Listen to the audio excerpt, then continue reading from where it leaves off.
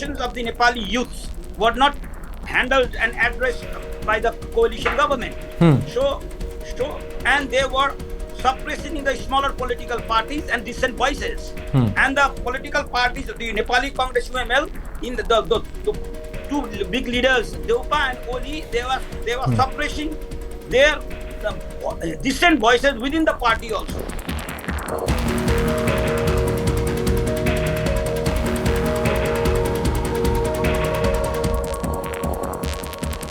No. KP Sharma Oli was very adamant. He was not going to call army. He was so adamant. The day the police firing took place and 20 people died, and in the evening they have a cabinet meeting. In that cabinet meeting also KP Sharma Oli was debating not to uplift the ban of social media. But because of the outrage of the youth, students and the public opinion by the common people, he has to do that.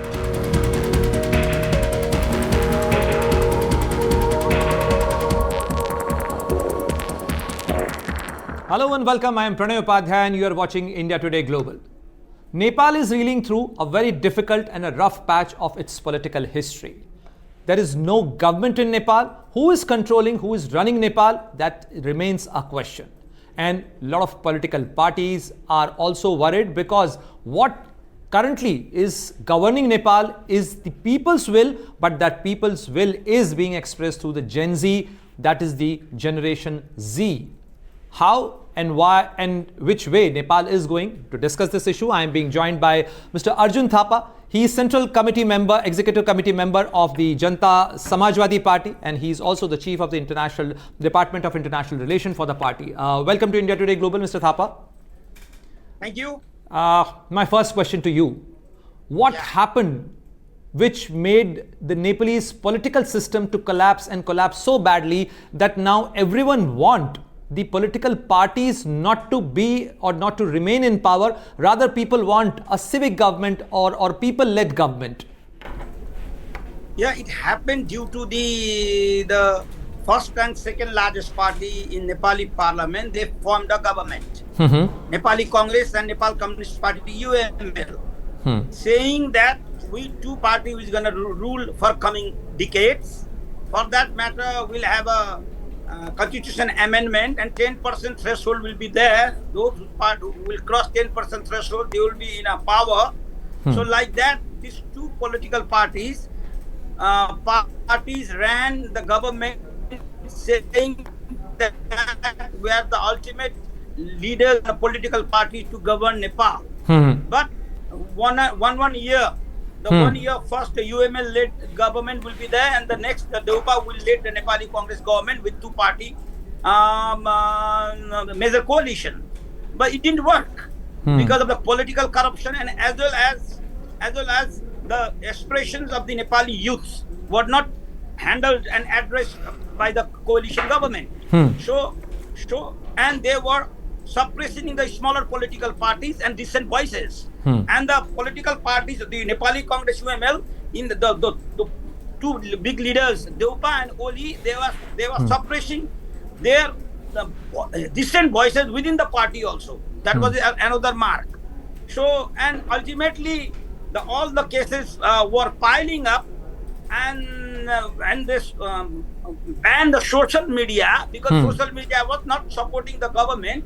So when they banned the social media a week ago, and then this Generation G, the youth generations, they voiced their demand and to uplift the ban of the social media. Of course, we all know, Mr. Thapa, that how... And that demonstration made everything haywire. And the demonstration was very big, and they were marching towards the parliament, and there was a police firing, 20 youths were died, and though only the Home Minister resigned, there was a demand for resignation of the Prime Minister. Whom will you hold responsible? Mr. Thapa, whom will you hold responsible for this kind of mishandling of Nepal's political affairs and especially people's protest?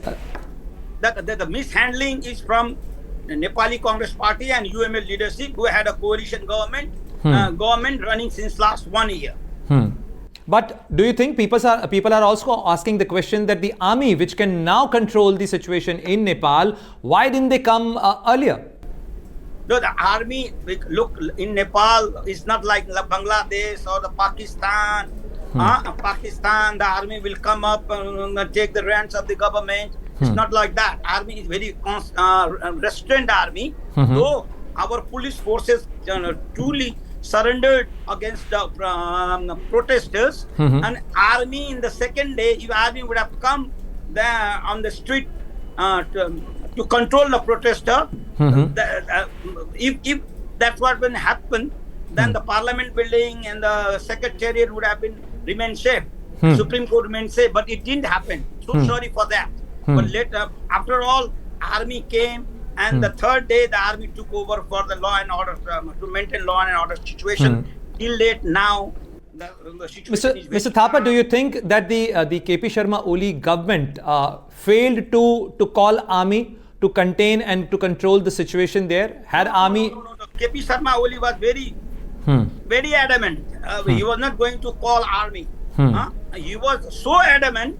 The day the police firing took place and 20 people died, and in the evening they have a cabinet meeting. In that cabinet meeting also KP Sharma Oli was debating not to uplift the ban of social media.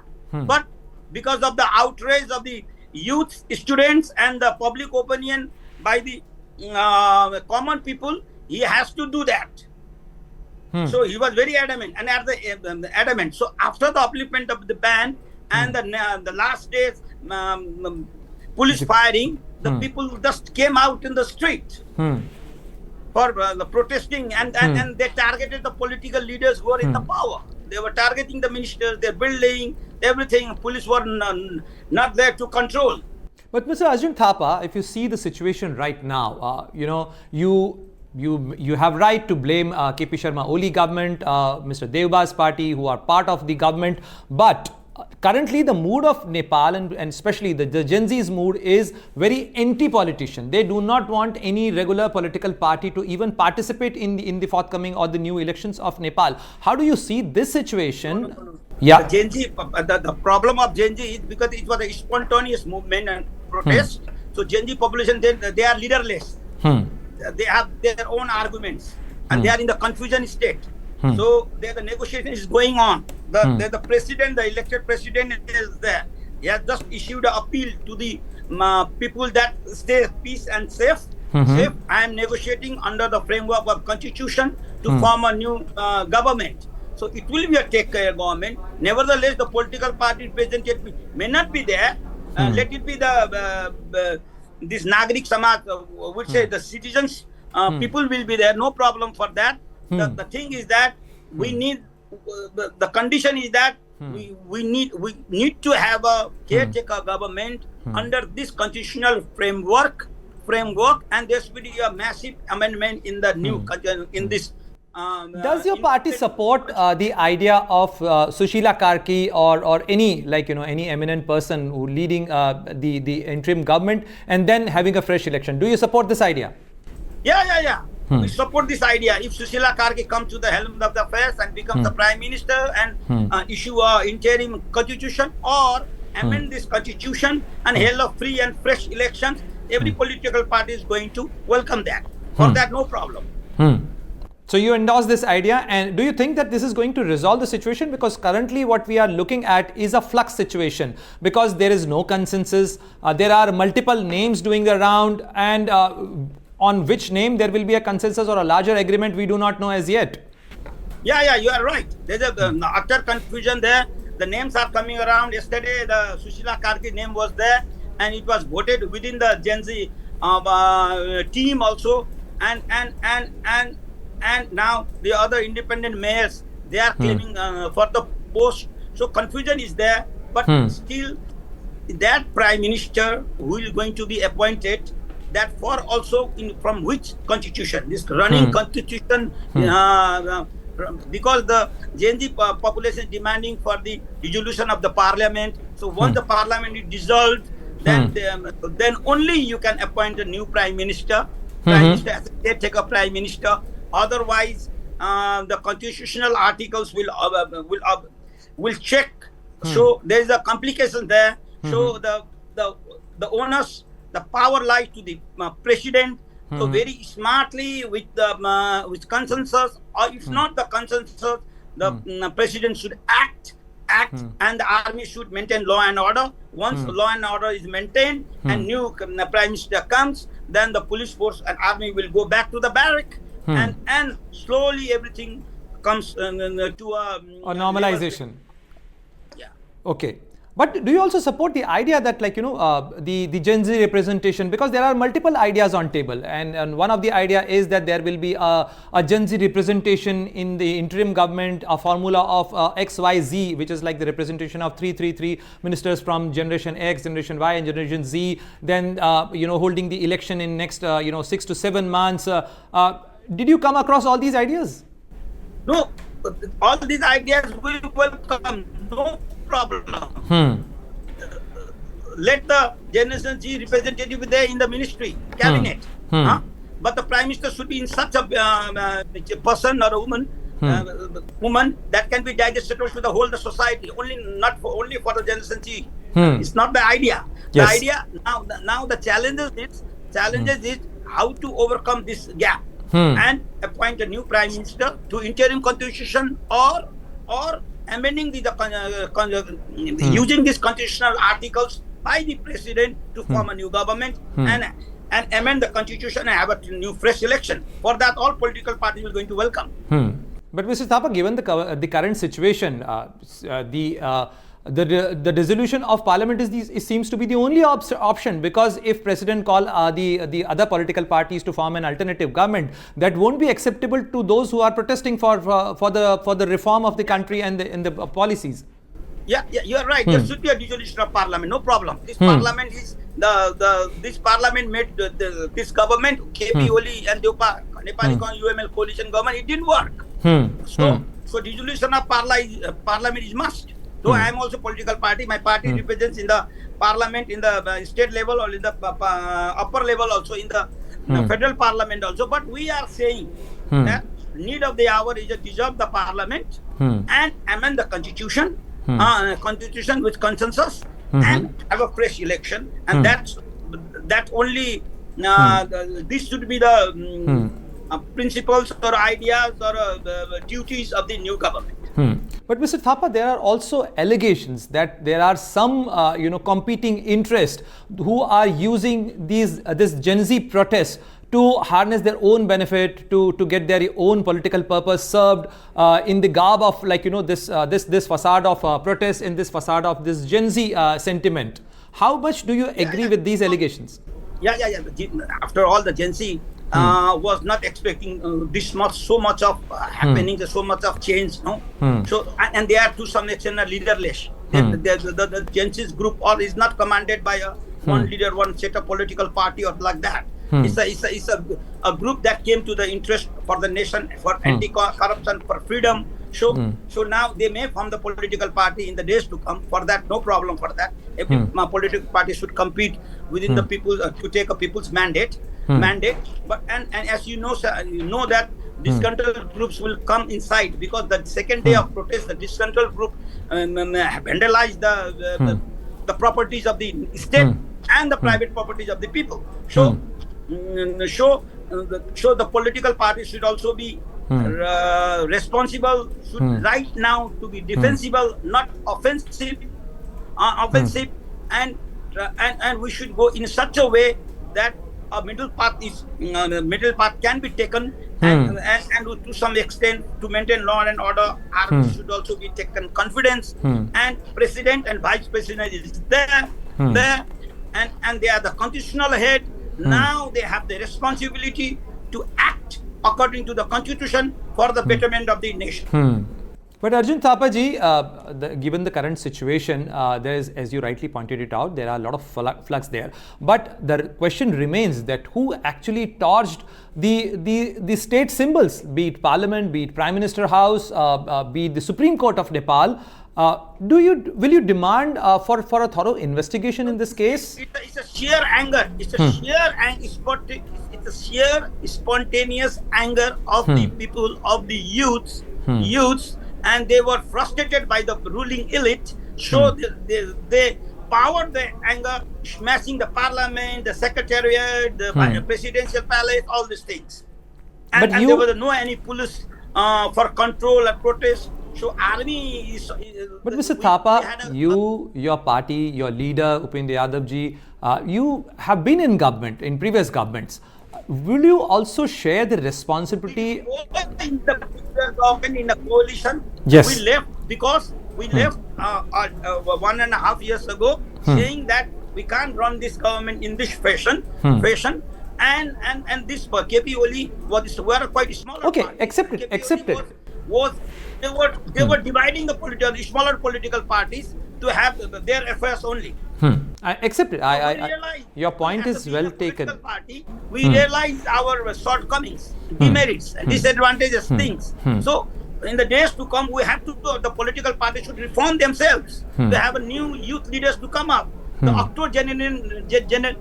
genuine leaders of the political parties should retire. This is the message of this movement. You're absolutely right. This is the message. This is the larger message from the Nepalese people. The people of Nepal have clearly spoken out that enough is enough. They do not want this rotten system, because in 17 years of Nepalese democracy, there have been 14 prime ministers. No prime minister of Nepal has completed its full term. And we have seen the competing political interest actually creating a mess here. And also, there are allegations about the Nepo kids.